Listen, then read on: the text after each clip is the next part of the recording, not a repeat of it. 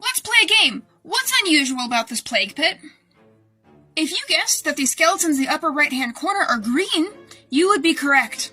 While doing construction in southern Germany, specifically within the city of Nuremberg, 8 different plague pits were uncovered that had more than 1,000 victims in them, making it one of the largest mass graves in Europe. Now, they were dated to the late 15th upwards to the early 17th centuries, and they had everything from babies to adults in them. Now, what was the unusual factor is that while they're uncovering more and more plague victims, they found that some of them were green.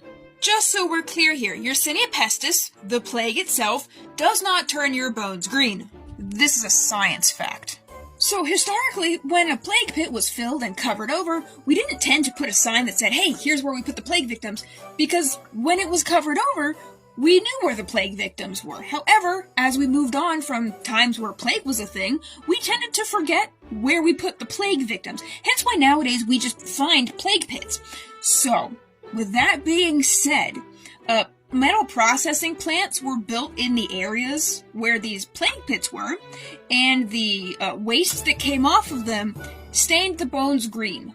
So the plague didn't turn the plague victims green, we turned the plague victims green by accident. And then we found them afterwards and then went, why are they green?